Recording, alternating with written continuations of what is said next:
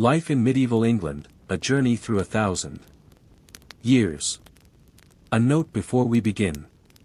Imagine waking up in a one-room cottage with a dirt floor, smoke curling toward a hole in the thatched roof, the smell of livestock drifting in from just beyond a thin wattle wall.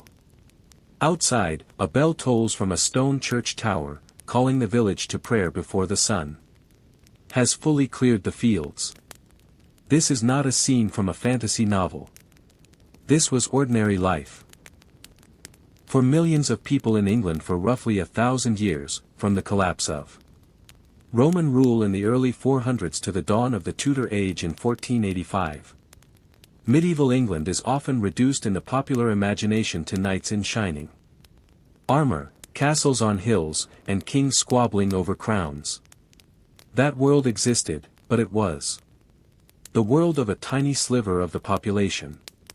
The real story of medieval England is the story of peasants who never traveled more than 20 miles from their birthplace, of women who ran households and businesses, of children who worked from the age of 7, of monks who preserved knowledge by candlelight, of plagues that erased a third of the population in 18 months, of rebellions that shook the foundations of monarchy, and of ordinary human beings who laughed, loved, feared, and endured in a world without antibiotics, without printing presses, and without any guarantee that tomorrow would be better than today. This history will walk through that 1,000-year world, not just as a list of kings and battles, but as a lived experience. We will climb into the peasant's cottage and the lord's great hall. We will sit in the monastery's scriptorium and the guild hall of a bustling market town. We will watch a village burn under Viking raids, feel the terror of the Black Death sweeping through a market square, and stand in the crowd as what Tyler faces down a teenage king. Along the way, we'll pause on the strange, the surprising, and the surprisingly relatable. Medieval people worried about their weight, argued with their in-laws, complained about their bosses, and enjoyed a good joke as much as anyone today. Settle in. This is a long journey, but it is one worth taking slowly, because the deeper you go, the stranger and more human this vanished world becomes. Part 1, The World Before England. Chapter 1, When Rome Left. To understand medieval England, we have to start with an ending. For nearly 400 years, Britain had been a province of the Roman Empire, a place of paved roads, heated villas, bathhouses, and legions stationed along Hadrian's Wall to keep the northern tribes at bay. Roman Britain was not some primitive backwater, it had cities with sewage systems, international trade routes bringing wine from Gaul and olive oil from Spain, and a governing class that spoke Latin and styled itself on the fashions of Rome itself. Then, in the early 5th century, the empire that had held Britain together for so long began to buckle. Rome itself was under threat from Gothic invasions, and the legions that had defended Britain were recalled to protect the imperial heartland. In 410 CE, the Emperor Honorius reportedly told the Britons that they would have to look to their own defenses. The Romans were not coming back. What followed was not a single dramatic collapse but a slow, uneven unraveling. Roads fell into disrepair. Villas were abandoned or repurposed. The elaborate bureaucracy that had kept Roman Britain running simply had no engine to power it anymore. Into this vacuum came waves of Germanic peoples from what is now northern Germany, Denmark, and the Netherlands, the Angles, the Saxons, and the Jutes. Historians still argue about whether this was primarily a violent conquest or a more gradual migration and cultural absorption, but the result is not in dispute. Within 2 centuries, the eastern and central parts of the island we now call England were dominated by Anglo-Saxon culture, language, and rule. The native Britons, descendants of the Romanized Celtic population, did not simply vanish. Many were pushed westward into Wales and Cornwall, some intermarried with the newcomers, and some almost certainly stayed put and were gradually absorbed. But the political and cultural map of the island had changed forever. Latin gave way to Old English. Roman law gave way to Germanic custom. And the very name of the land began to shift. Angloland, the land of the Angles, would eventually become England. This was the seedbed of medieval England, a patchwork of small, competing kingdoms. Wessex, Mercia, Northumbria, East Anglia, Kent, Essex, and Sussex, each ruled by its own king, each fighting for dominance, each slowly, unevenly, becoming Christian. Again after the pagan beliefs the Anglo-Saxons had brought with them from the continent. Chapter 2, The Coming of the Cross. In 597 CE, a monk named Augustine landed on the shores of Kent, sent by Pope Gregory the Great to reintroduce Christianity to a land that had largely reverted to Germanic paganism. Augustine's mission succeeded beyond anything Gregory could have hoped. King Ethelbert of Kent converted, and within decades, Christianity had spread. Sometimes through royal decree, sometimes through the patient work of missionaries across the Anglo-Saxon kingdoms. This was not a smooth or instant transformation.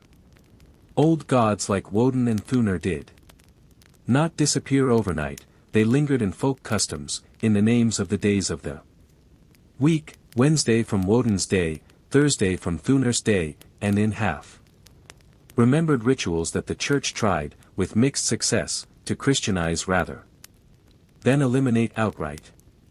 But by the 700s, England was a Christian land, dotted with monasteries that would become centers of learning, art, and administration for the next 800 years.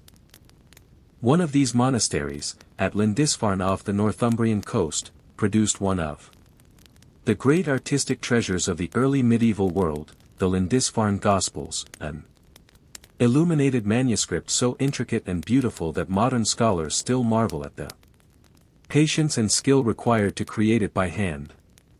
Monks like the Venerable Bede, working at the monastery of Jarrow, wrote histories that remain our primary window into this shadowy period.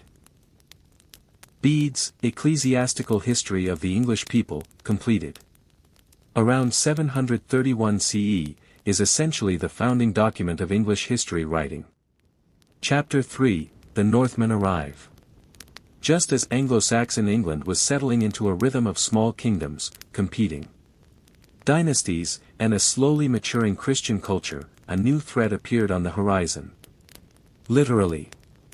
In 793 CE, Viking raiders struck the monastery at Lindisfarne, slaughtering monks and carrying off treasure.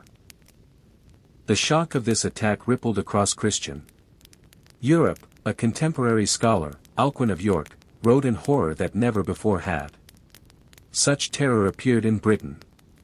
This was the beginning of the Viking Age in England, a period of roughly 2.5 centuries during which Norse raiders, and later, settlers and conquerors, would repeatedly strike, invade, and eventually rule large parts of the country. The raids were initially hit-and-run affairs. Fast ships, brutal violence, and a quick retreat with plunder. But by the mid-800s, the Vikings had escalated their ambitions.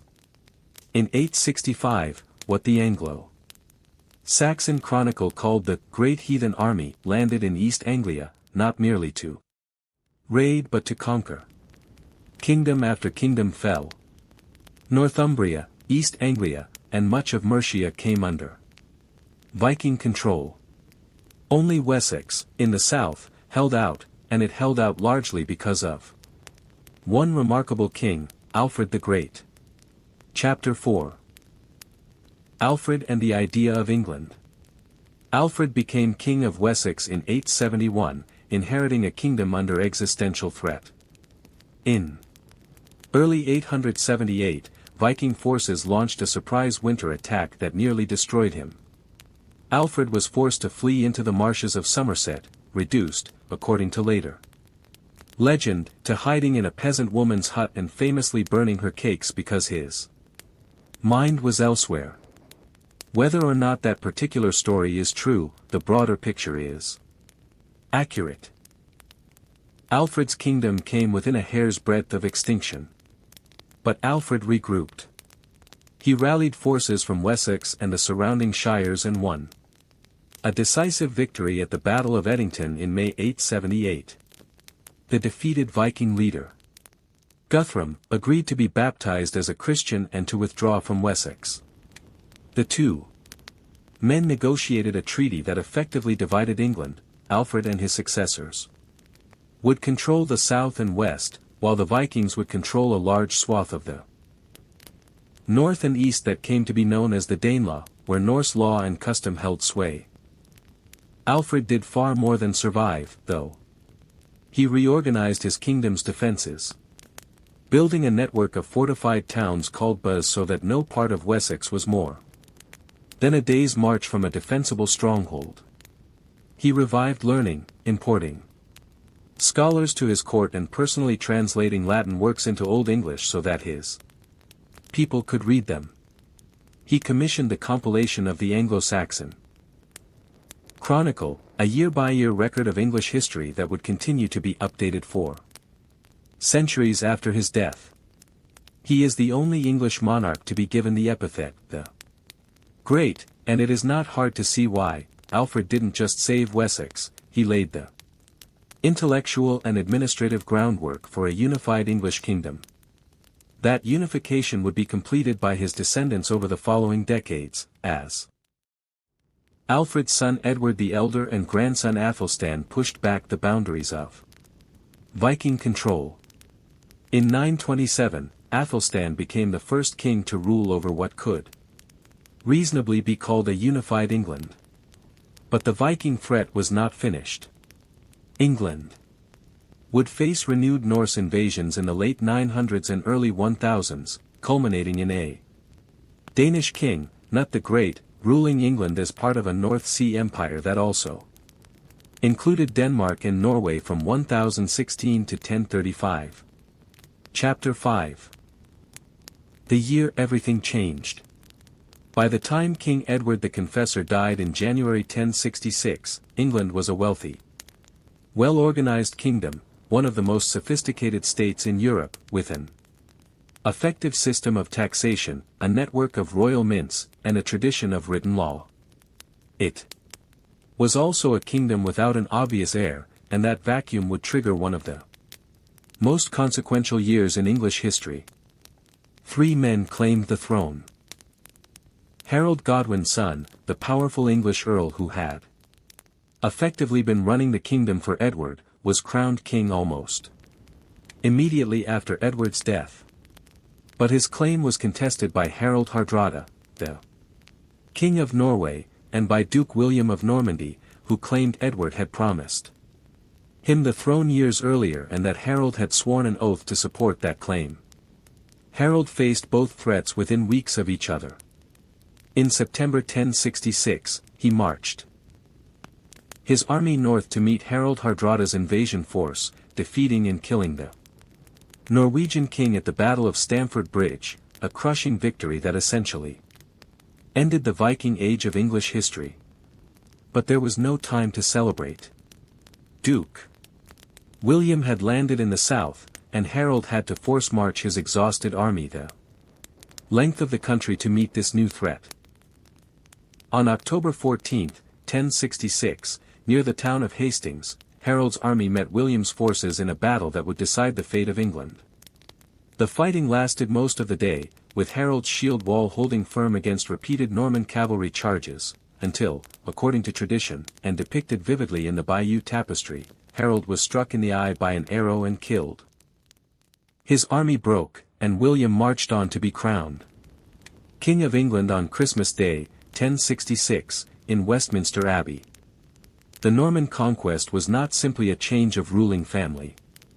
It was a wholesale transformation of English society, language, law, and landholding, and it marks, for Most historians, the true beginning of what we think of as medieval England.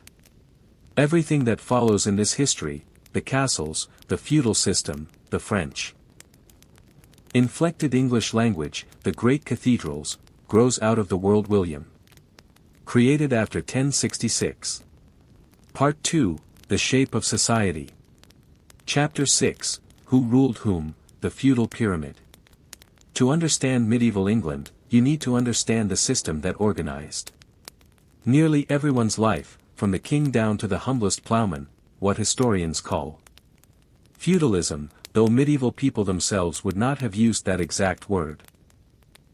At the very top sat the king, who in theory owned all the land in England.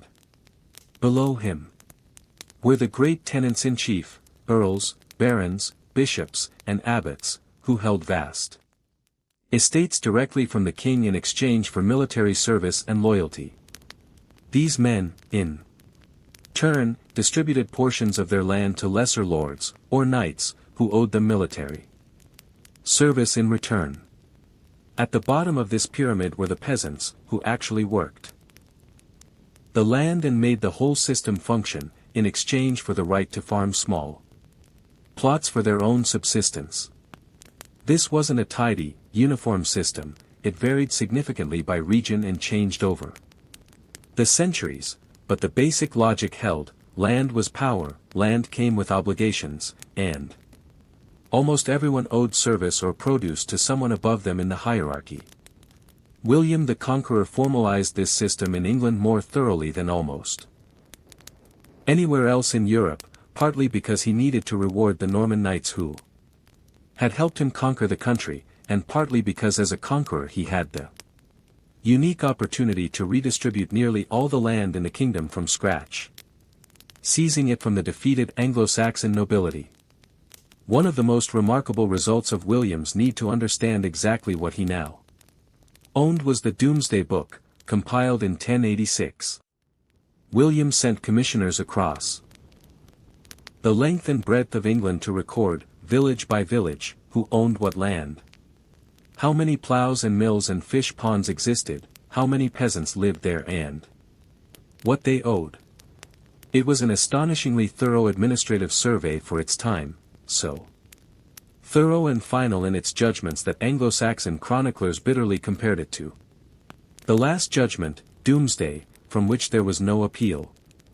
The Domesday Book survives today, and it remains an extraordinary window into 11th century English life, right down to the number of eels a particular village owed in rent.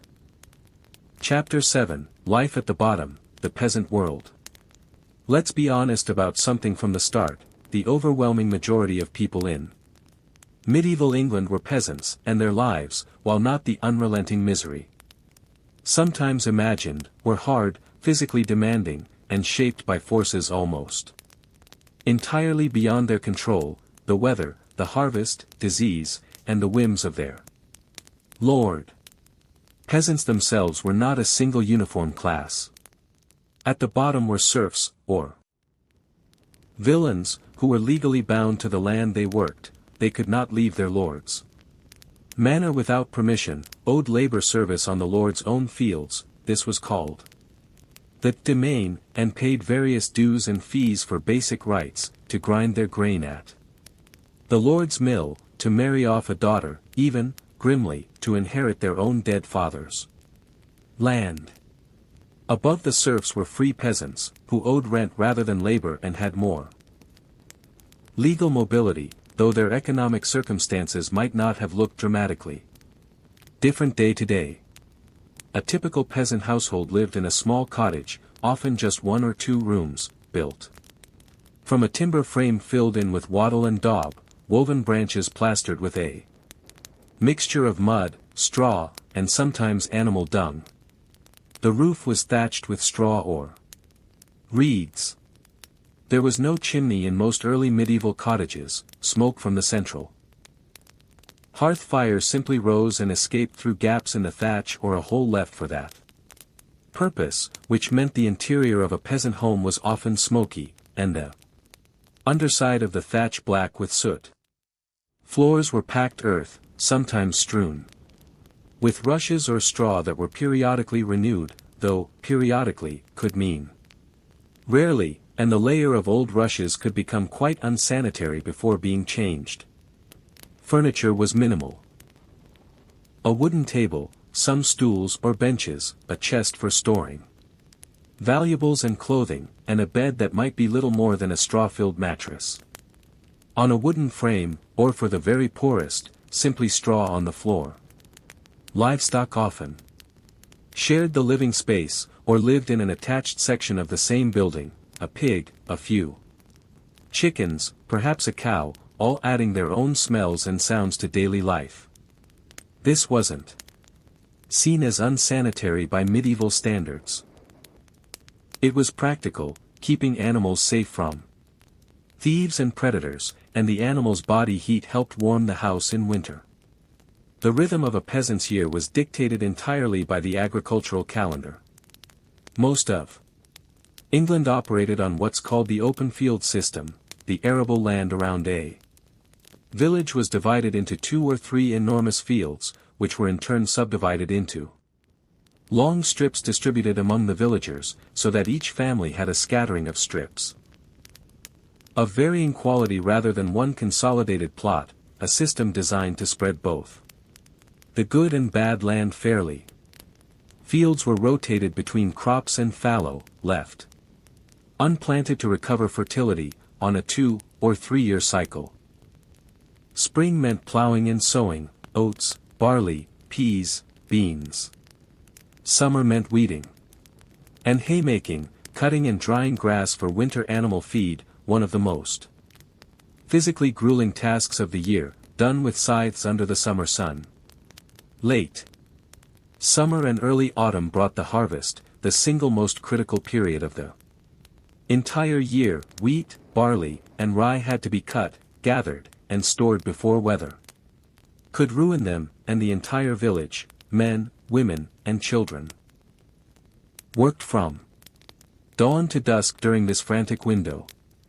A failed harvest wasn't an inconvenience, it was a potential death sentence for a subsistence household with no reserves. Autumn also brought the slaughter of livestock that couldn't be fed through the winter, and the salting or smoking of that meat for preservation. Winter, finally, brought a slower pace, but slower didn't mean idle. There was threshing to do, tools to mend, thatch to repair, wood to gather, and always, the endless daily chores of tending remaining animals, spinning wool, and simply staying warm and fed through the coldest, hungriest months, when stored food supplies dwindled and the gap between one harvest and the next felt longest. Peasant diets were monotonous but not necessarily as meager as modern people assume. The staple was bread, coarse, dark bread made from whatever grain was locally available, often mixed with barley, rye, or even peas and beans in leaner times. Pottage, a thick stew of vegetables, grains, and whatever meat or fat was available, was eaten almost daily. Ale, weak, low alcohol, and brewed at home, was the standard drink, safer than water in an age before anyone understood germ theory, since the brewing process killed many pathogens. Meat was a luxury for most peasants, reserved for feast days or when an animal had to be slaughtered anyway. Eggs, cheese, and the occasional fish supplemented the diet when available. Honey was the primary sweetener, since sugar was an expensive imported luxury. Life expectancy for medieval peasants is often quoted at shockingly low figures. Sometimes around 30 years, but this statistic is misleading because it's dragged down dramatically by extremely high infant and child mortality. A peasant who survived childhood and avoided famine, plague, or violent death had a genuinely reasonable chance of living into their 50s or 60s. Still, medicine was rudimentary. Childbirth was dangerous for both mother and child, and injuries that would be minor today, a broken bone, an infected cut, could easily prove fatal without antibiotics or modern surgery. Chapter 8, The Manor and its Lord. Above the peasant stood the lord of the manor, sometimes a knight who held just one or two manors, sometimes a great baron with dozens of estates scattered across the country, sometimes a monastery or bishopric that functioned as a landlord in its own right. The manor was the basic economic and social unit of the medieval countryside. And the manor house, sometimes a modest hall, sometimes something approaching a small castle, was its administrative center. The relationship between lord and peasant was not simply one of pure exploitation, though it was certainly unequal. In exchange for their labor and dues, peasants received protection, at least in theory, and access to the manor's resources, common pasture for grazing animals, woodland for gathering fuel, the lord's mill for grinding grain, though usually at a fee that peasants resented. The lord, meanwhile, was responsible for maintaining order, administering justice through the manorial court, and organizing the collective agricultural work that the open field system required. The manorial court was where most peasants experienced the law directly. It dealt with everything from disputes over field boundaries and inheritance to minor criminal offenses like theft, assault, and public drunkenness. Fines were the most common punishment, and the court rolls that survive from this period, dry lists of so-and-so was fined threepence for letting his pig wander into the lord's wheat, provide historians with an extraordinarily rich, granular window into everyday village conflicts, gossip, and grievances. Lords themselves lived considerably more comfortably than their peasants, but medieval lordship was not necessarily a life of idle luxury either. A lord of even modest means was expected to provide military service to his own superior lord, which meant maintaining weapons, armor, and horses, and potentially answering a summons to fight. Sometimes for weeks or months at a time, sometimes overseas. Managing an estate required constant attention. Overseeing harvests, settling disputes, maintaining buildings, and navigating the complex web of obligations owed both up and down the feudal hierarchy. Chapter 9, Women's Lives, Beyond the Stereotype. It would be easy to assume that medieval women were universally powerless, confined entirely to hearth and home, with no voice in a world run entirely by men. The reality, as usual, is more complicated and more interesting. It's true that medieval England was a deeply patriarchal society by any modern standard. Women could not vote, could not typically hold public office, had limited legal rights. A married woman's property generally became her husband's under common law, a doctrine called coverture, and were excluded from most formal education and from the priesthood. Marriages, especially among the nobility, were frequently arranged for political and economic advantage rather than romantic love, though evidence suggests that affection often did grow within these arranged unions, and that peasant marriages, at least, often involved more mutual choice than those of the elite. But within these constraints, women's actual daily lives were often far more central to household and economic survival than the formal legal picture suggests. A peasant wife was not a decorative presence, she was an essential economic partner, responsible for dairying, making butter and cheese, brewing ale, tending a kitchen garden, raising poultry, spinning wool and thread, and often helping with fieldwork during the critical harvest season, all while managing childcare and household tasks. In towns, women worked as brewers, bakers, weavers, and shopkeepers, and could be admitted to trade guilds, particularly as widows continuing a deceased husband's business. The historical record shows women running substantial commercial operations, from ale brewing to silk weaving to money lending. Noblewomen, meanwhile, often managed vast estates, especially when husbands were away at war or on crusade. running finances, overseeing legal disputes, organizing defense, and making significant economic decisions. Some women rose to genuine political prominence. The Empress Matilda fought a civil war for the English throne in the 12th century against her cousin Stephen, Eleanor of Aquitaine, Queen Consort first of France and then of England, was one of the most powerful and politically active women in medieval Europe, ruling her own vast duchy and later acting as regent for her son Richard the Lionheart while he was away on crusade. Religious life offered another avenue for women's agency. Convents provided some women, particularly those from noble families who didn't marry, or widows seeking an independent life, with education, a degree of autonomy, and even positions of real authority as abbesses managing substantial landed estates and communities.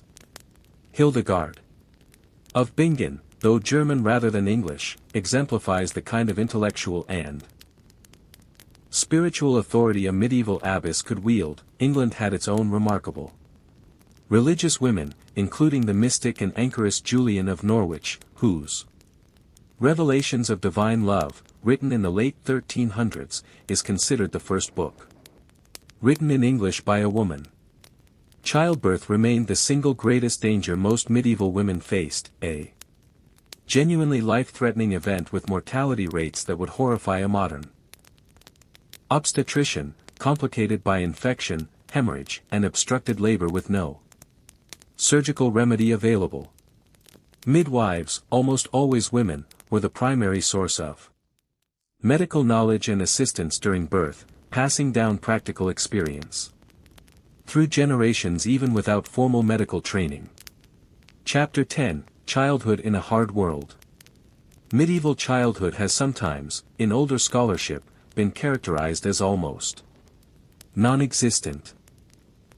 The claim being that medieval people saw children simply as small, imperfect adults, without any concept of childhood as a distinct life stage deserving of tenderness or special treatment. Modern historians have largely rejected this idea.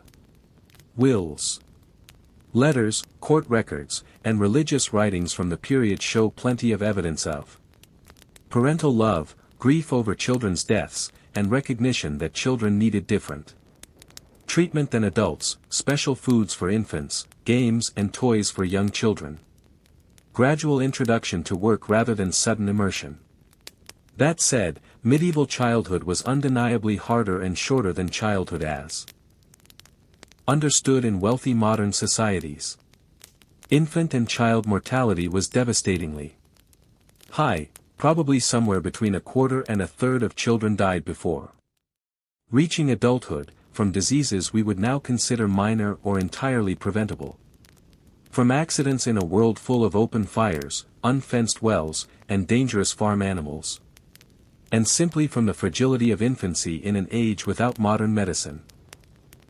Children who survived infancy began contributing to household labor remarkably early. By modern standards, scaring birds away from newly sown fields, gathering firewood and eggs, minding younger siblings, and helping with simple household chores, often from around age 5 or 6.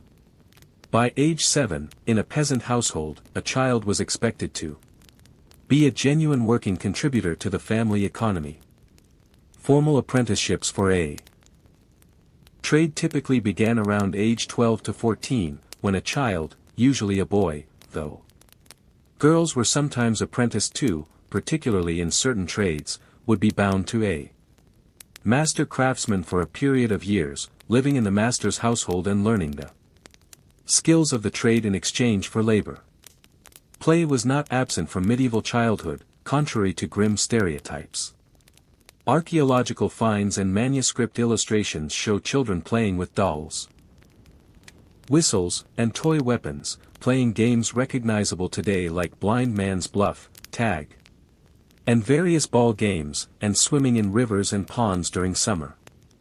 Adolescents and adults, too, enjoyed games, including a violent, largely unregulated ancestor of Football played between villages that could involve dozens or even hundreds of participants and occasionally resulted in serious injury or death, much to the disapproval of authorities who periodically tried, and failed, to ban it. Formal education was available to only a small fraction of medieval children, mostly boys from wealthier families or those destined for the church, monastery and cathedral. Schools taught Latin grammar, religious texts, and the rudiments of the classical curriculum. Grammar schools, which multiplied especially from the 13th century onward, offered a more secular education for merchants and gentry sons.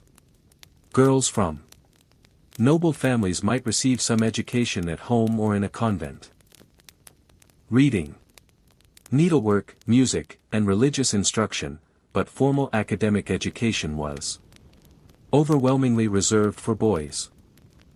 The vast majority of medieval English people, male and female, peasant and even many urban craftsmen, never learned to read or write at all, relying instead on oral tradition, memory, and the visual and spoken teaching of the Church for their understanding of the world.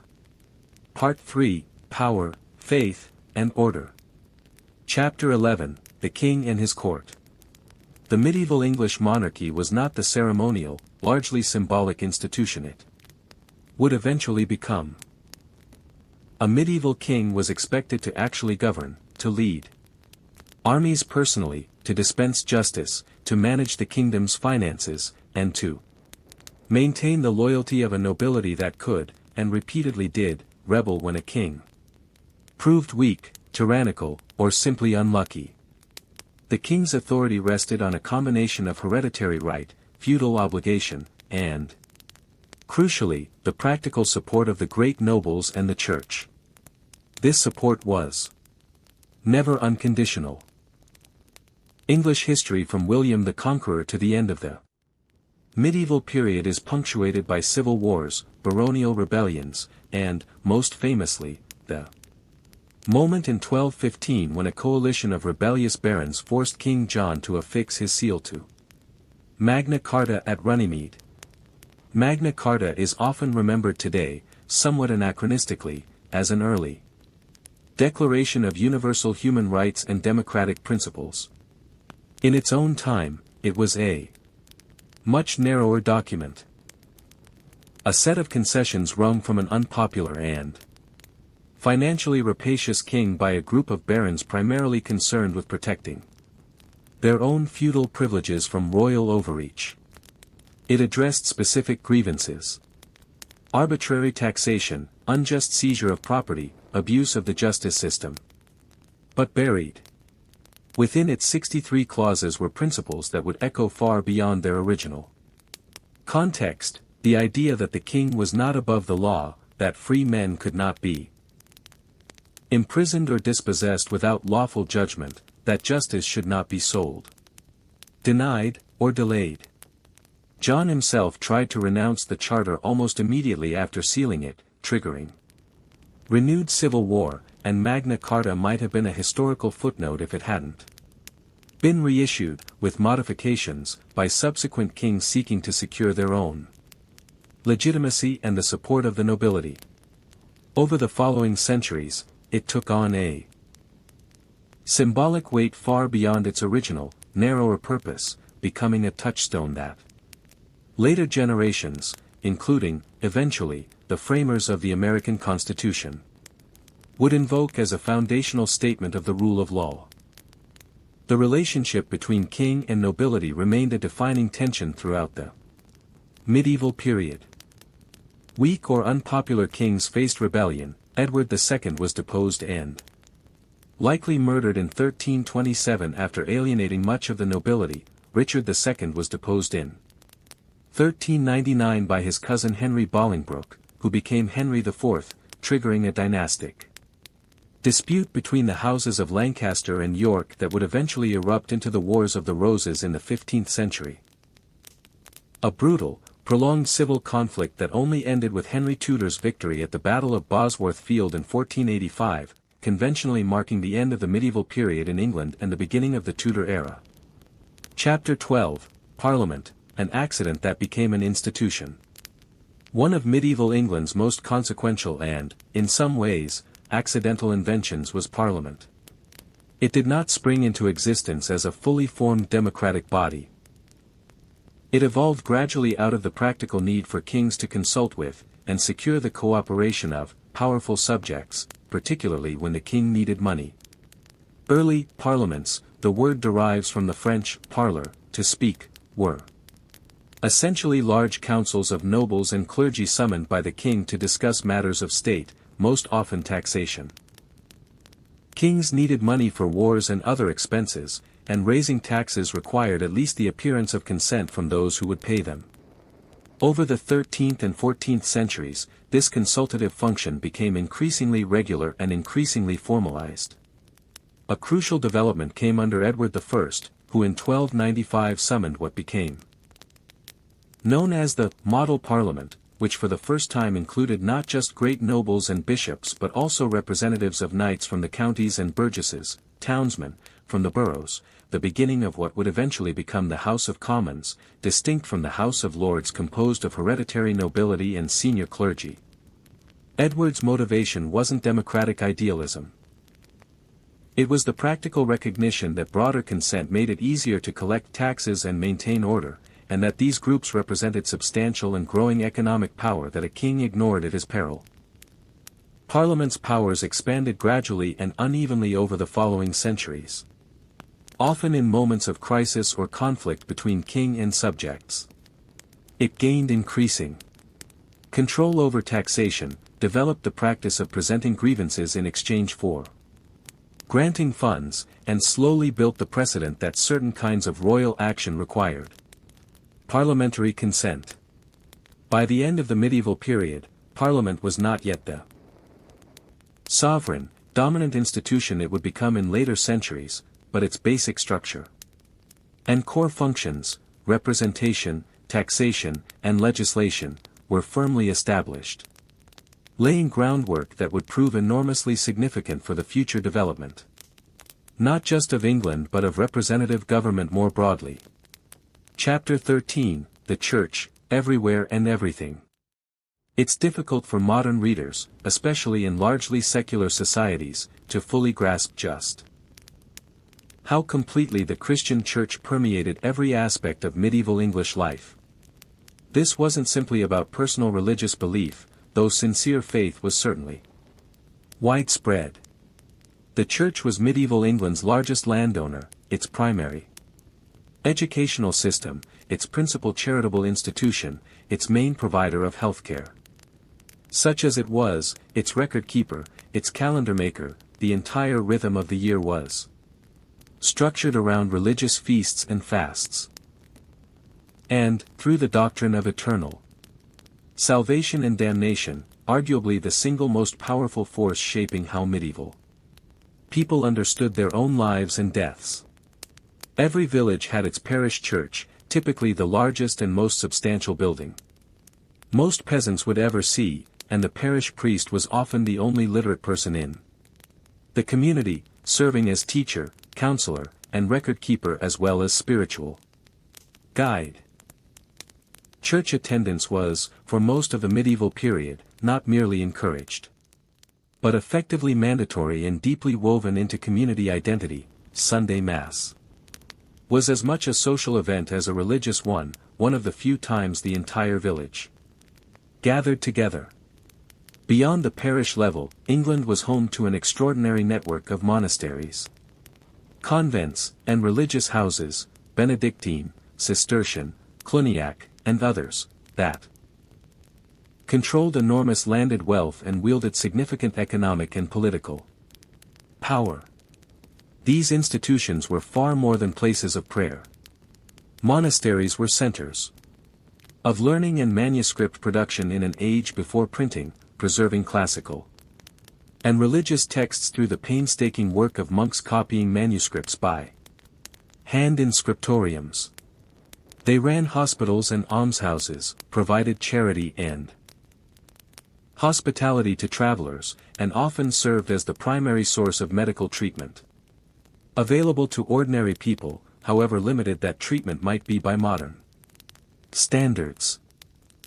The great cathedrals of medieval England, Canterbury, York, Salisbury, Durham, Lincoln, and many others, represent some of the most remarkable architectural and engineering achievements of the pre-modern world, built over decades or even centuries, using techniques and mathematical understanding that continue to impress structural engineers today. These buildings weren't merely functional, they were meant to be awe-inspiring, to communicate through soaring stone, colored glass, and elaborate carving the majesty and mystery of God in a way that words alone could not. The Church's power, however, was not unlimited or unchallenged. There was frequent tension between religious and royal authority. The most dramatic example is the conflict between King Henry II and Thomas Becket, Archbishop of Canterbury, in the 12th century. A dispute over the relative jurisdiction of church and royal courts that ended infamously with 4 of Henry's knights murdering Becket in Canterbury Cathedral in 1170, apparently believing, perhaps mistakenly, that the king wanted Becket dead. The murder shocked Christian Europe, forced Henry into public penance, and transformed Becket into a martyred saint whose shrine at Canterbury became one of the most important pilgrimage destinations in England. The very destination, in fact, of the pilgrims in Geoffrey Chaucer's Canterbury Tales, written more than 2 centuries later. Not all religious descent came from within the church hierarchy, either. In the late 14th century, the theologian John Wycliffe challenged core aspects of church doctrine and practice, arguing for the authority of Scripture over church tradition and overseeing early translations of the Bible into English at a time when the church insisted on Latin. His followers, known as Lollards, faced persecution as heretics, but Wycliffe's ideas represent an early stirring of the kind of critique that would, more than a century later, fuel the much larger upheaval of the Protestant Reformation.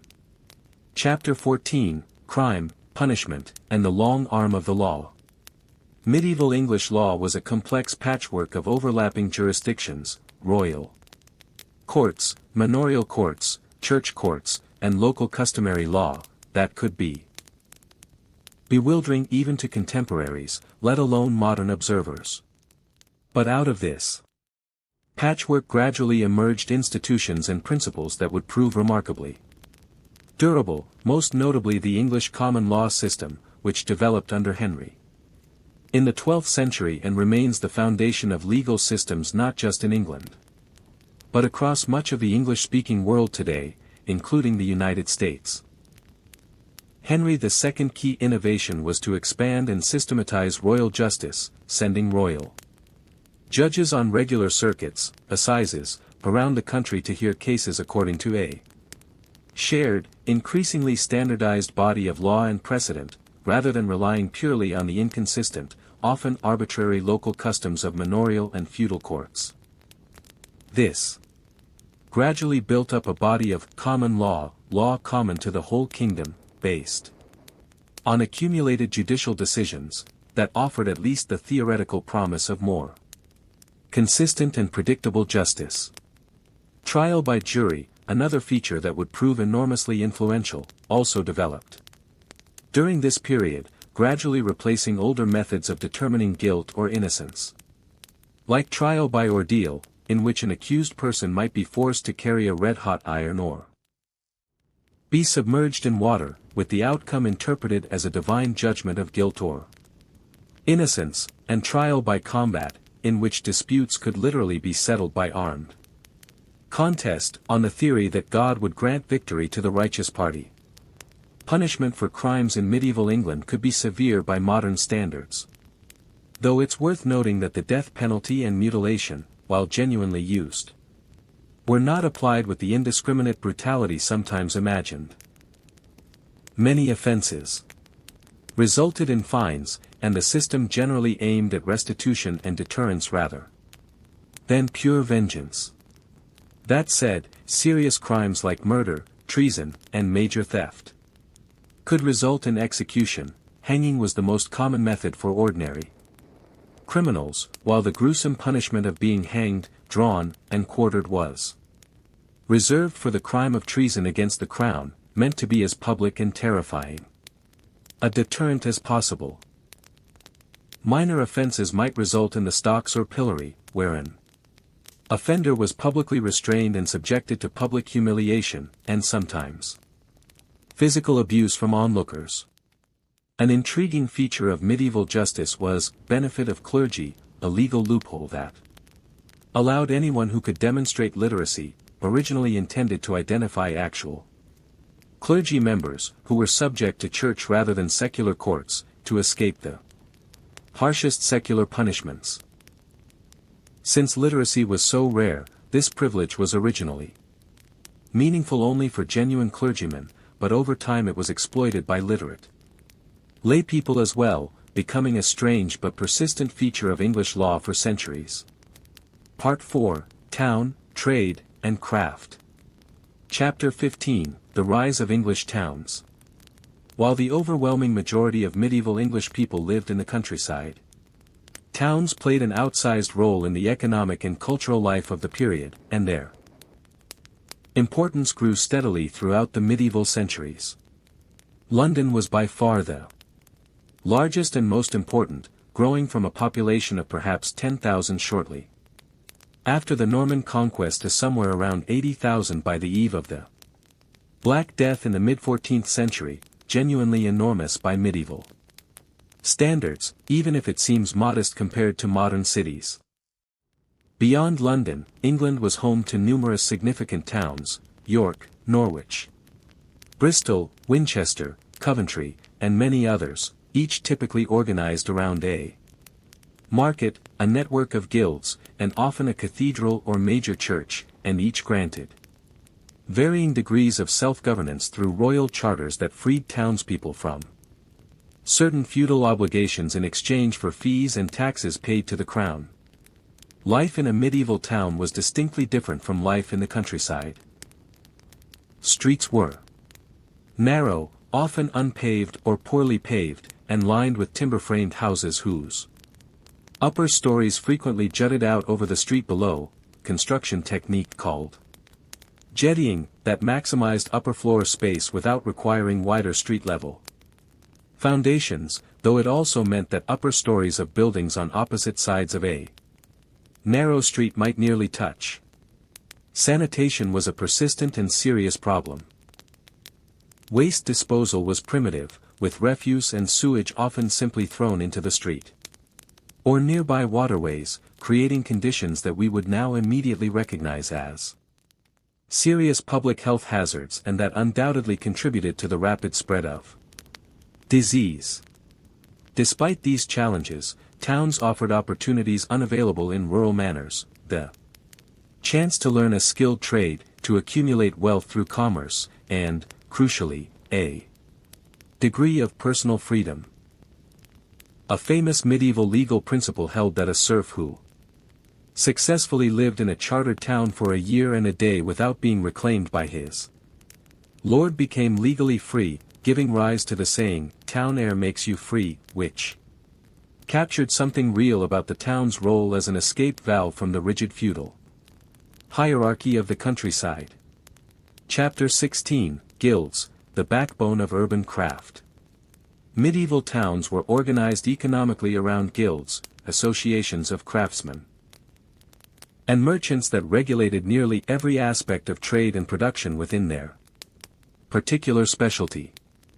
There were merchant guilds, which controlled and protected trading privileges within a town, and craft guilds, organized around specific trades: weavers, goldsmiths, bakers, carpenters, tailors, and dozens of others, each with its own regulations, traditions, and often its own distinctive livery or ceremonial dress.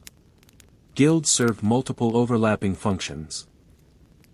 They maintained quality standards, inspecting goods and punishing shoddy or fraudulent work in order to protect the reputation of the trade as a whole.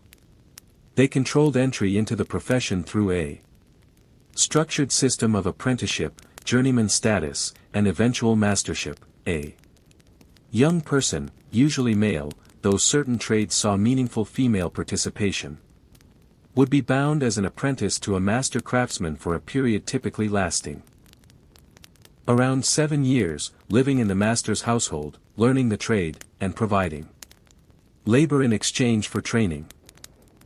After completing an apprenticeship, a craftsman became a journeyman, working for wages under various masters, before potentially achieving the status of master himself, often by producing a demonstration piece of exceptional quality, the origin of the modern term masterpiece.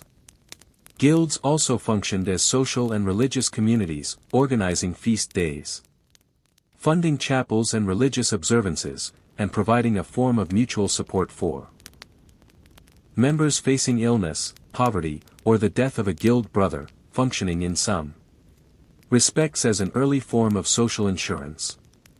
In many towns, guild membership became closely tied to civic governance and political power. Guild leaders often dominated town councils and held significant influence over local affairs, and the mystery plays performed in many English towns, elaborate dramatizations of biblical stories, often performed on movable stages called pageant wagons, were frequently organized and funded by specific guilds, each typically taking responsibility for a play related to their trade in ways that could be charmingly appropriate. Shipwrights, for instance, often performed the story of Noah's Ark. Chapter 17, Markets, Merchants, and the Wool Trade. Trade was the lifeblood of medieval towns, and England's economy became increasingly integrated into broader European and even global commercial networks over the course of the medieval period. Weekly markets, held in most towns under royal or lordly charter, brought together local producers and consumers for the exchange of everyday goods, food, livestock, cloth, tools, and household items. Larger annual or seasonal fairs, some lasting several days or even weeks, drew merchants from much farther afield, sometimes from across the English Channel, dealing in higher value goods like fine cloth, spices, wine, and luxury items. Wool was, without question, the single most important commodity in the medieval English economy, England's equivalent, in economic significance, of oil in certain modern economies. English wool, prized for its quality across Europe, was exported in enormous quantities, particularly to the great cloth-weaving centers of Flanders and Italy, generating substantial wealth for English wool merchants, landowners who raised sheep on an industrial scale, and the crown itself, which imposed lucrative taxes on wool exports. The wealth generated by the wool trade transformed entire regions of England, particularly in the Cotswolds and East Anglia, where magnificent wool churches, parish churches of startling size and architectural sophistication, funded by the profits of wool merchants seeking to display their prosperity and secure spiritual favor, still stand today as testament to the trade's importance. Over time, England also developed a substantial domestic cloth-weaving industry of its own, gradually shifting from primarily exporting raw wool to exporting finished woolen cloth, a transition that would prove economically significant for centuries to come. Merchants who succeeded in this trade could accumulate substantial wealth and social standing, sometimes rivaling or exceeding that of the lower nobility and merchant.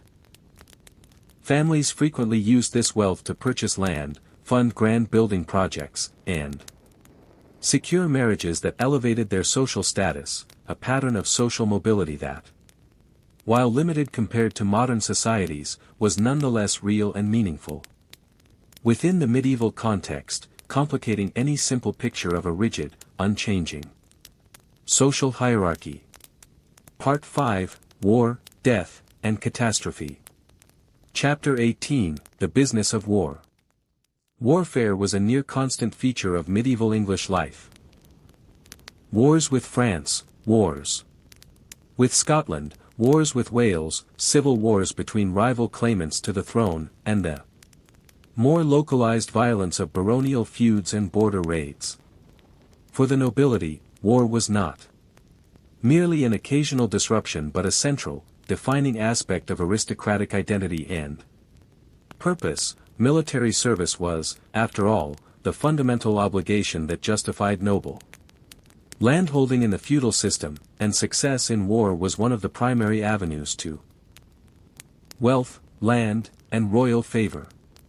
The most sustained and consequential medieval English conflict was the 100 Years' War against France, which despite its name actually lasted, with interruptions, from 1337 to 1453, well over a century of intermittent warfare driven by a complicated tangle of English claims to the French throne, disputes over French territory held by English kings, and competing economic interests, particularly regarding the wealthy wool trading region of Flanders.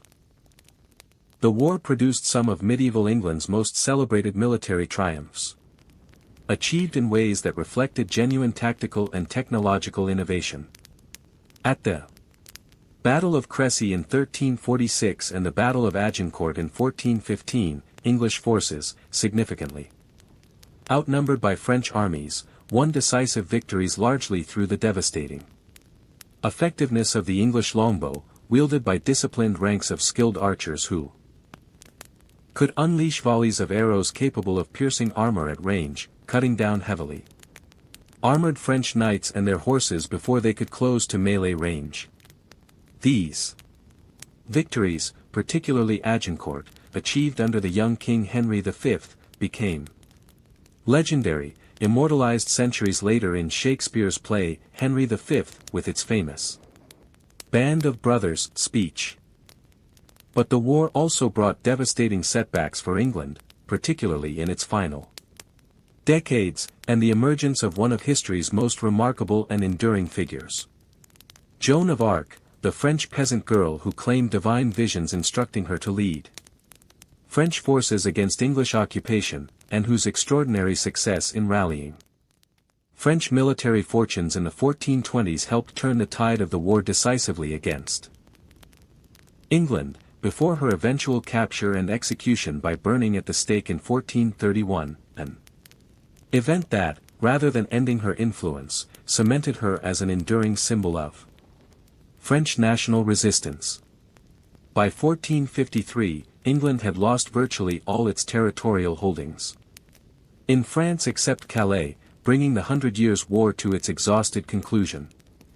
Beyond the great set-piece battles, medieval warfare for ordinary soldiers, whether knights, men-at-arms, or the increasingly important archers and infantry, was a grueling, dangerous, and often unglamorous business, long marches, difficult logistics, disease that frequently killed more soldiers than combat did, and the ever-present risk of death, mutilating injury, or capture and ransom, a practice that had become a significant, almost businesslike aspect of noble warfare, since a captured noble was generally worth far more alive, held for ransom, than dead. Chapter 19. Castles, fortress, home, and symbol. No image is more closely associated with medieval England than the castle, and for good reason. Castles were central to medieval military strategy, political control, and aristocratic identity throughout the period, evolving significantly in design and purpose. Across the centuries, the earliest Norman castles, built rapidly following the 1066 conquest to secure William's hold over a conquered and often resentful population, were typically simple but effective motte and bailey structures, an earthen mound, the motte, topped with a wooden or later stone keep, adjacent to an enclosed courtyard, the bailey, containing additional buildings, the whole surrounded by a ditch and palisade. These could be constructed relatively quickly, which was essential for the Normans' urgent need to project military dominance across a newly conquered and potentially rebellious kingdom. Over the following centuries, castle design grew increasingly sophisticated. Incorporating lessons learned from Crusader fortifications in the Middle East, advances in siege warfare and defensive architecture, and the practical experience gained through numerous sieges and conflicts.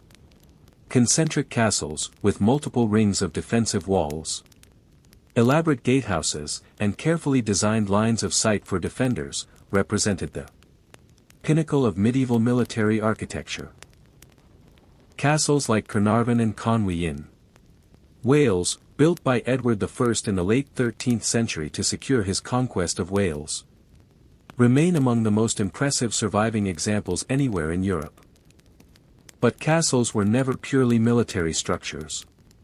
They were also homes, often quite grand and increasingly comfortable ones for their noble inhabitants, incorporating great halls for feasting and receiving guests, private chambers, chapels, kitchens, and, by the later medieval period, increasingly elaborate domestic comforts including glazed windows, tapestries, and dedicated fireplaces with chimneys, a significant technological improvement over the simple central hearths of earlier structures. Castles were also potent symbols of lordship and authority, deliberately designed to impress and intimidate, visible for miles around as a constant, tangible reminder of who held power over the surrounding countryside.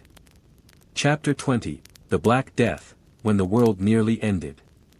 If there is a single event that most dramatically and irrevocably transformed medieval English society, it is the Black Death, the devastating plague pandemic that arrived in England in 1348 and, within roughly 18 months, killed somewhere between a third and half of the entire English population, a mortality rate almost impossible to fully comprehend by modern standards, comparable to nothing in modern experience.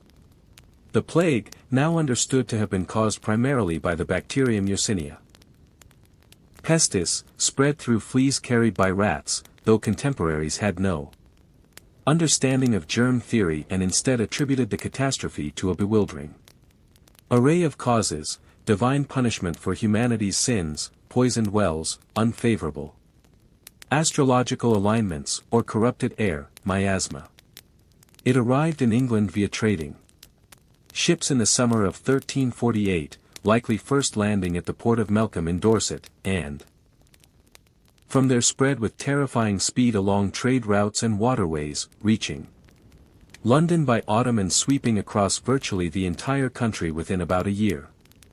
The symptoms were horrifying and swift: high fever, painful swollen lymph nodes called buboes, giving the most common form of the disease its name, bubonic plague, and, in many cases, death within days of the first symptoms appearing.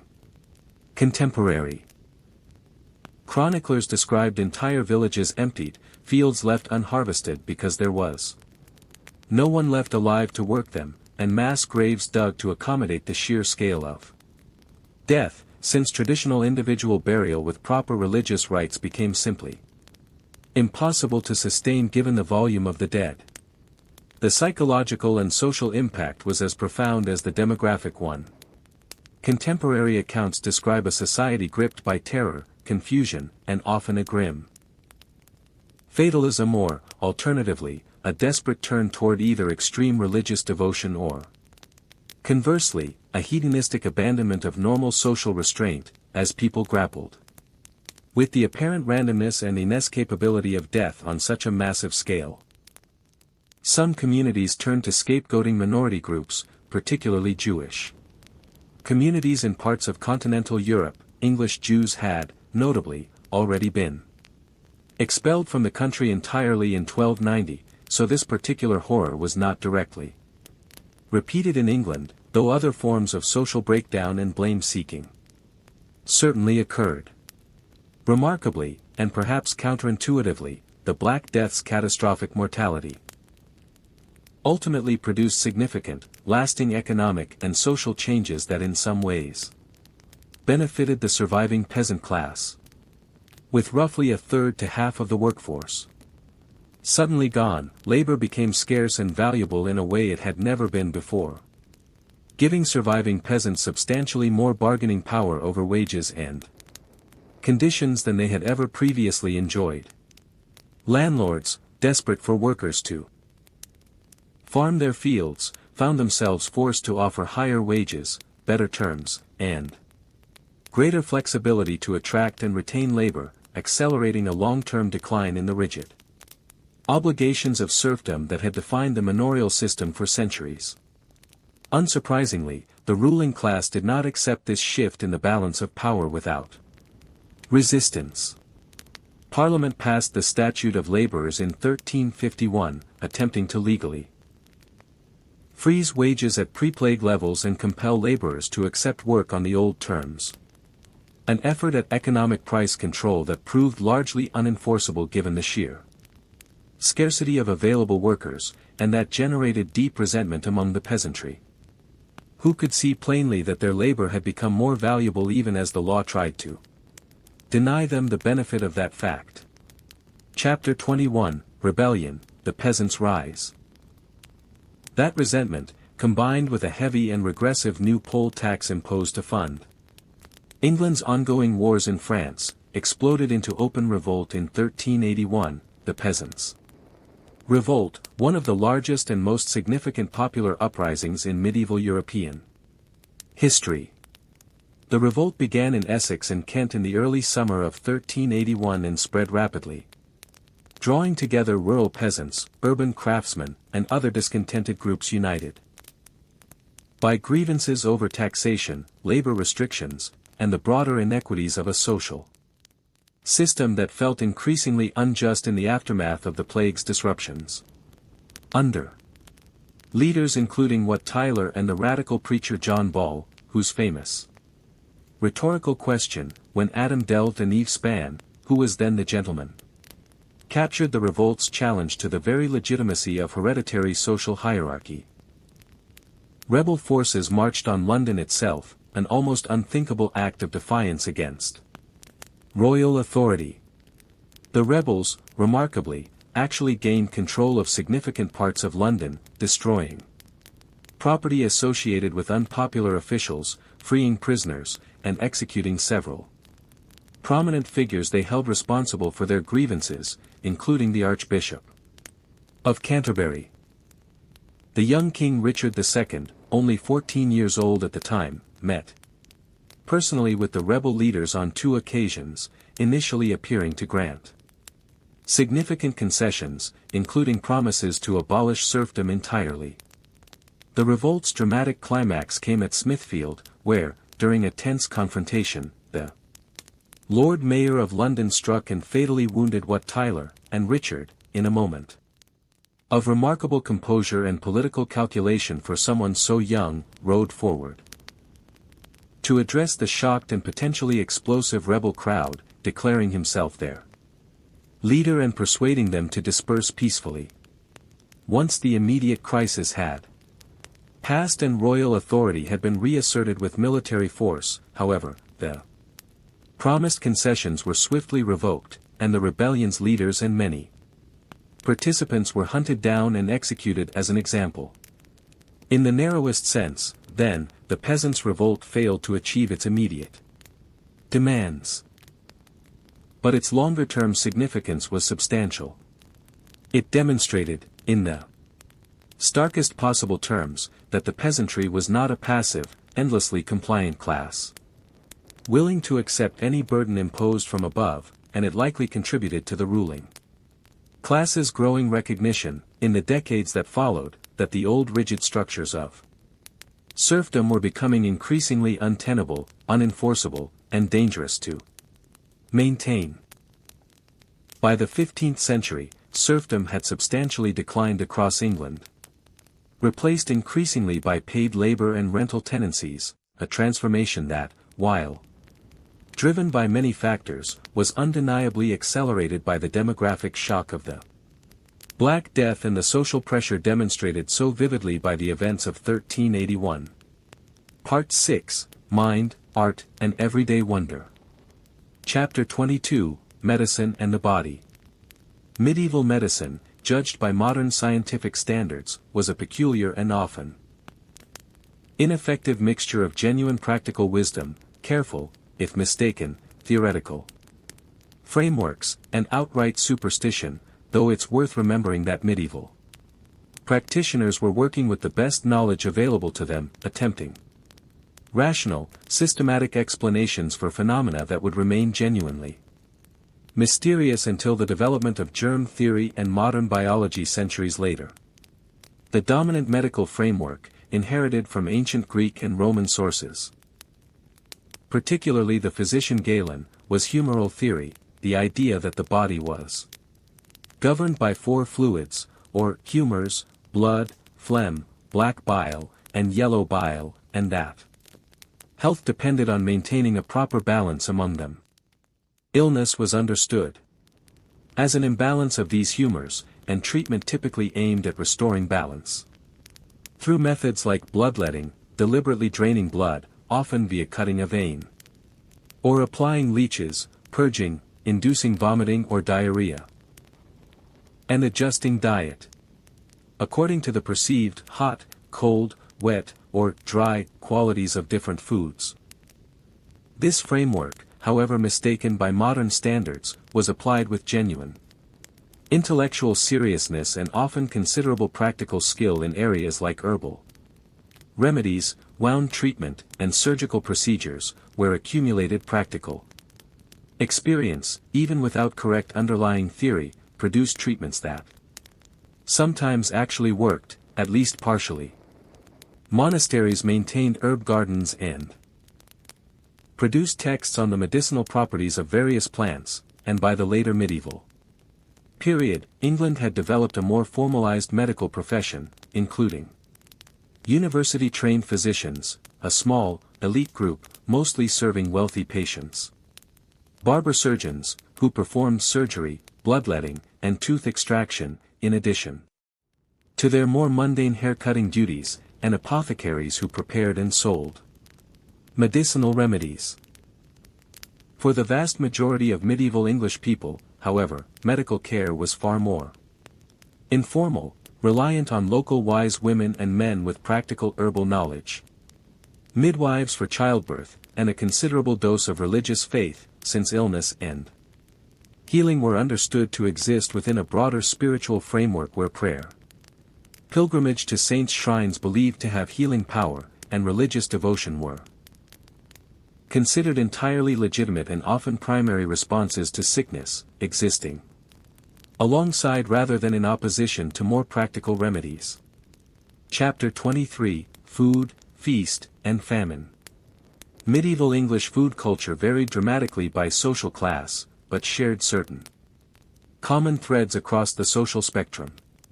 Bread was the fundamental staple food for virtually everyone, though the quality varied enormously. The finest white bread, made from carefully sifted wheat flour, was reserved for the wealthy, while peasants typically ate coarser, darker bread made from a mixture of grains, sometimes including barley, rye, or oats, and in genuinely difficult times, bread stretched with less appetizing fillers like peas, beans, or even acorns.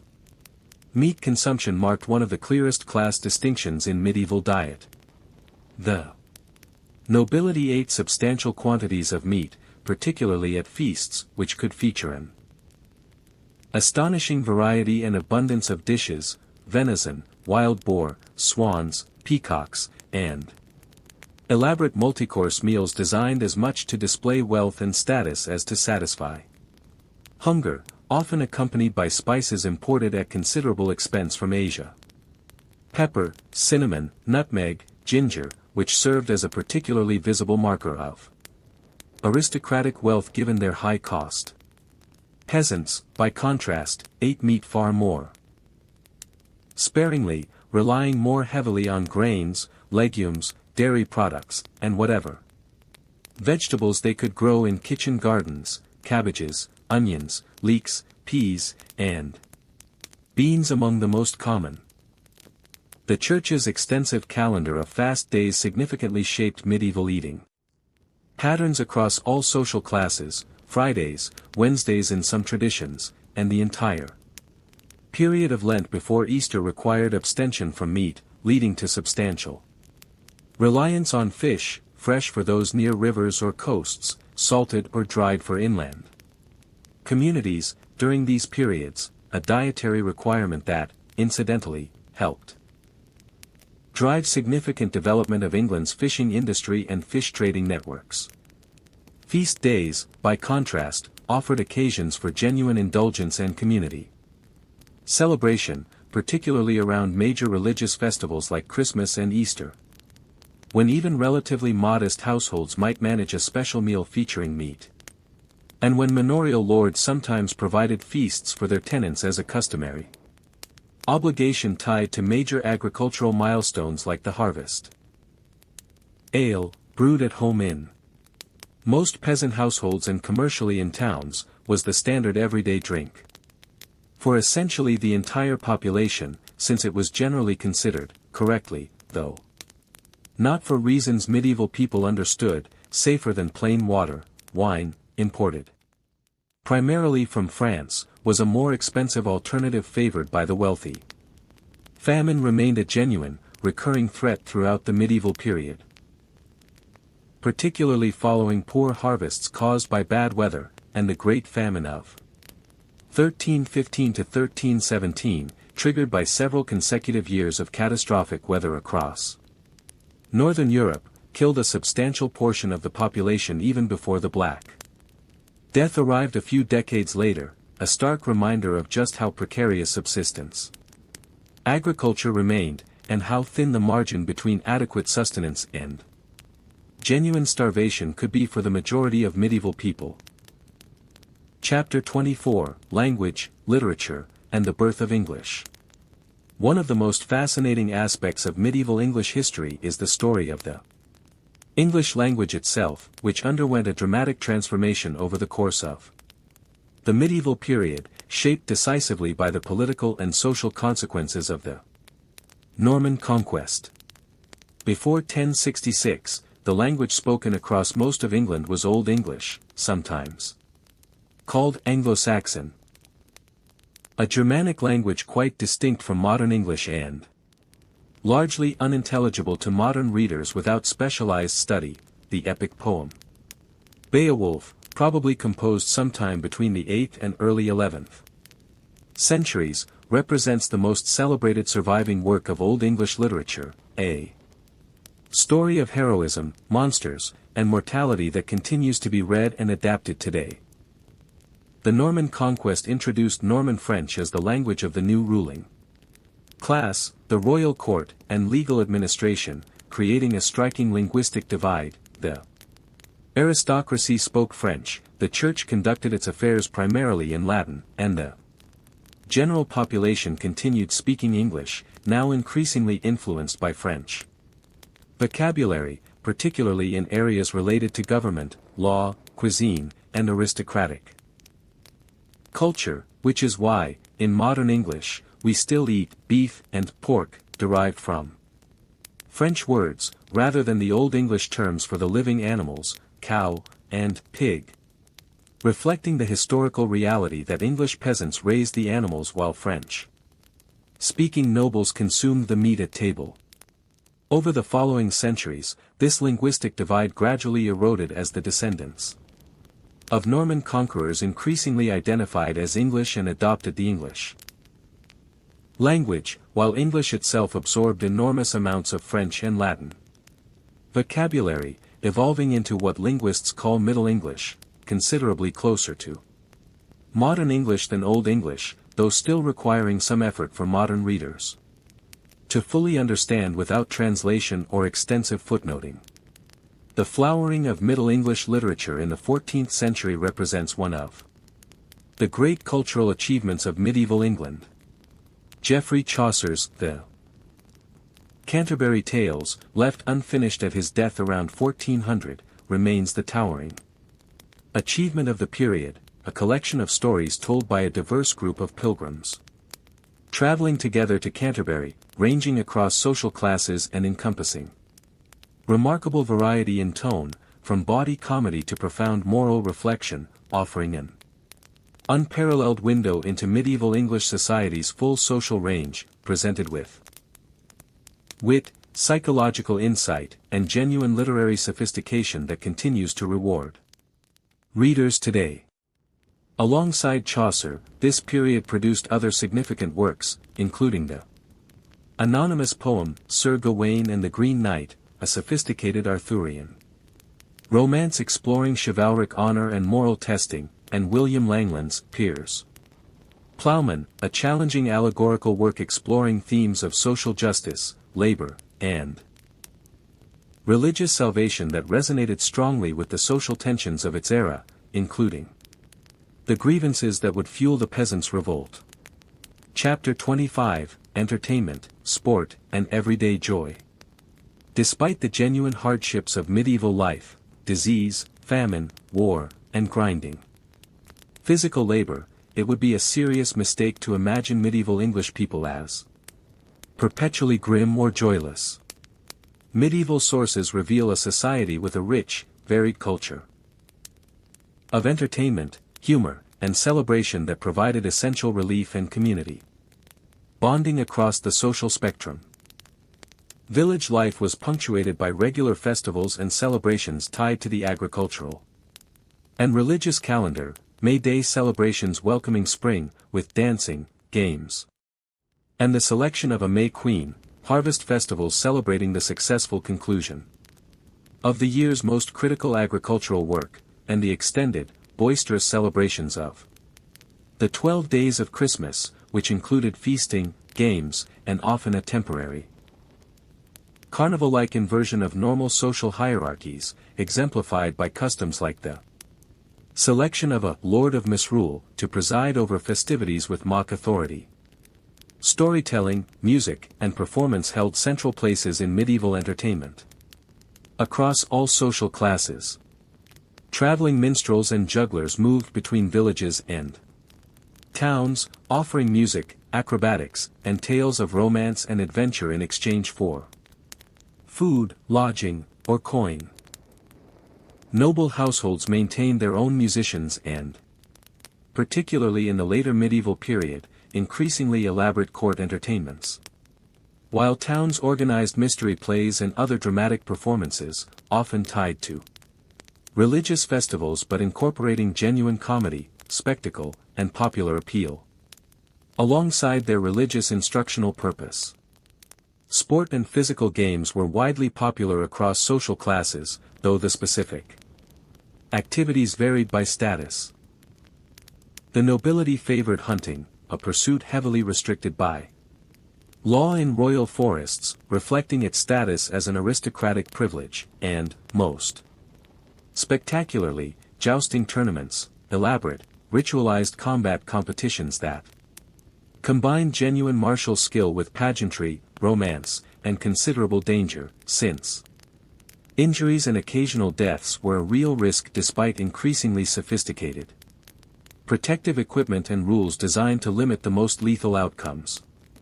Ordinary people enjoyed wrestling, archery, actively encouraged, and at various points legally mandated for adult men, given its crucial military importance, and that chaotic, often genuinely dangerous ancestor of football mentioned earlier, played between entire villages with few consistent rules and considerable enthusiasm for what modern observers would likely consider excessive violence.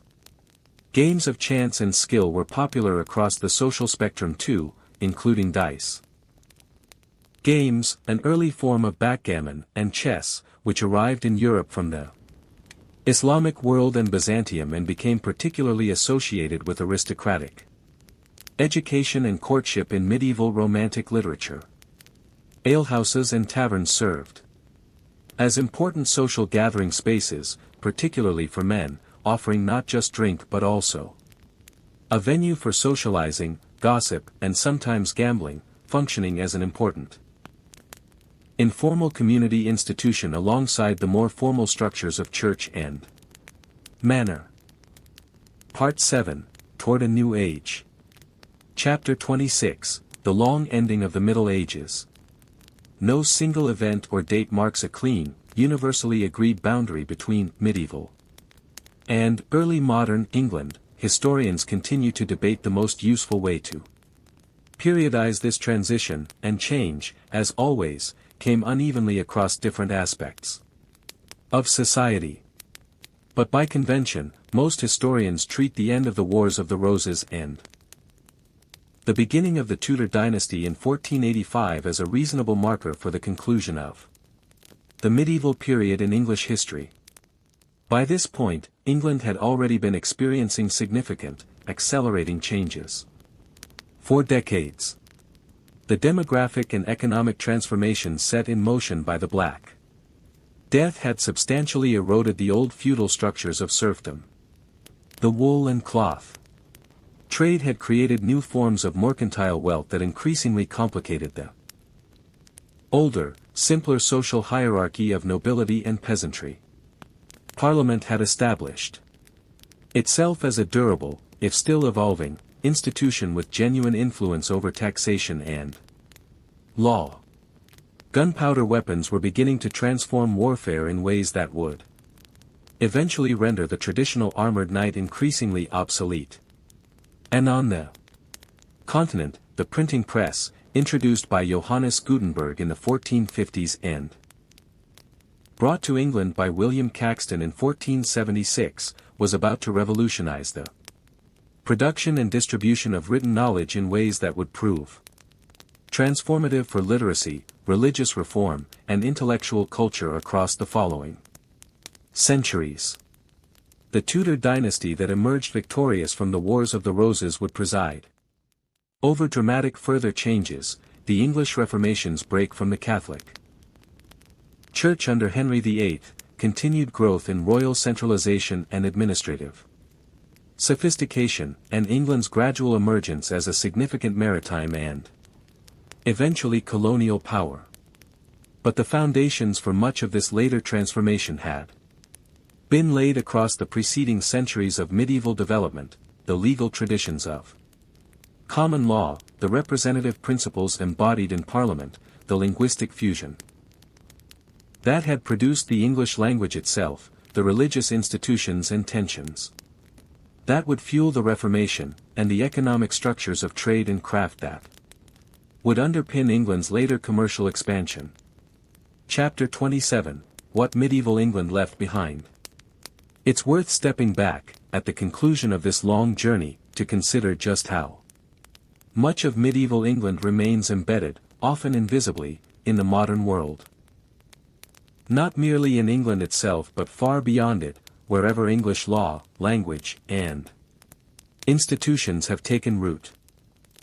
The common law tradition developed during the medieval period remains the foundation of legal systems across England, the United States, Canada, Australia, and numerous other nations, with core principles like trial by jury and the accumulated weight of judicial precedent tracing directly back to innovations of the 12th and 13th centuries. The English language itself, with its distinctive blend of Germanic roots and French and Latin vocabulary, is a direct product of the linguistic collision triggered by the Norman Conquest, now spoken as a first or second language by more people than any other tongue in human history.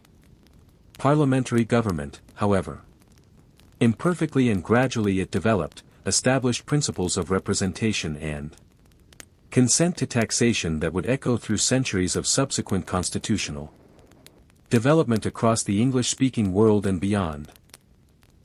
Physically, too, medieval England surrounds us still, for those who know where to look. In the surviving castles and cathedrals that dot the English landscape, structures of genuine engineering and artistic sophistication that continue to inspire wonder in visitors nearly 1,000 years after their construction, in the pattern of England's town centers, many still organized around medieval street layouts and market squares, in place names that preserve Anglo-Saxon, Norse, and Norman linguistic layers, and in countless small customs, sayings, and traditions whose medieval origins have long since been forgotten by those who casually continue them. Perhaps most importantly, though, medieval England offers something beyond its Concrete institutional and physical legacies, a genuinely human story, populated not by simple caricatures of knights and peasants but by real people navigating an often harsh and unpredictable world with resilience, ingenuity, humor, and hope. They built cathedrals that took generations to complete, trusting future generations to finish what they began. They organized themselves into guilds and villages and parishes that provided mutual support in a world without government safety nets. They fell in love, raised children, told jokes, argued with their neighbors, and found meaning and community in a world that offered little material comfort but, evidently, a great deal of genuine human connection. Understanding medieval England, in the end, is not simply an academic exercise in cataloging kings and dates. It's an opportunity to recognize the deep roots of institutions and ideas we often take for granted, and to encounter, across the distance of many centuries, people whose struggles, achievements, and everyday lives remain, in their fundamental humanity, remarkably recognizable, proof that while the material conditions of human life can transform almost beyond recognition, something essential about human nature and human community persists, connecting us still to the peasants in their smoky cottages, the monks in their candlelit scriptoriums, and the kings and rebels alike who shaped, argued over, and ultimately handed down to us the England we know today. Epilogue, walking through a medieval village, one last time. Let's return, for a final moment, to where we began. That peasant cottage at dawn. Smoke curling from beneath the thatch. Step outside now, and look around at the fuller picture we've built across this history. Down the lane, the parish priest is opening the church for the earliest mass, and a handful of villagers are already gathering, exchanging quiet greetings and the latest gossip about a neighbor's dispute over a stray pig. In the fields beyond, oxen are being yoked for the day's plowing, and children are already out chasing crows from the seeded ground, their small voices carrying across the cool morning air. At the manor house, the Lord Steward is reviewing accounts, tallying the dues and rents that will keep the estate and the elaborate structure of obligations rising all the way to the king himself functioning for another season. Somewhere on a road not too distant, a merchant's cart creaks toward the market town, laden with wool destined eventually for weavers in Flanders. In a monastery scriptorium, miles away, a monk bends over a manuscript page, adding another careful line to a text that will outlive him by centuries. And in London, in Westminster, men are arguing about taxes, about war, about the delicate, ever-shifting balance of power between crown and nobility, between church and state, between the ancient claims of hierarchy and the slowly growing recognition that even the humblest plowman had grievances that could not, forever, be safely ignored. This was medieval England, not a single story but millions of overlapping ones, unfolding across 1,000 years of astonishing change disguised, at any given moment, as simple continuity. It was a world of profound hardship and genuine wonder. Rigid hierarchy and surprising resilience, catastrophic loss and remarkable creativity. And though the thatched cottages have long since crumbled to dust, though the castles stand roofless and the great abbeys lie in ruins, the world they built, in language, in law, in the very idea of a nation governed by more than the whim of a single ruler, remains quietly, everywhere around us still. The end.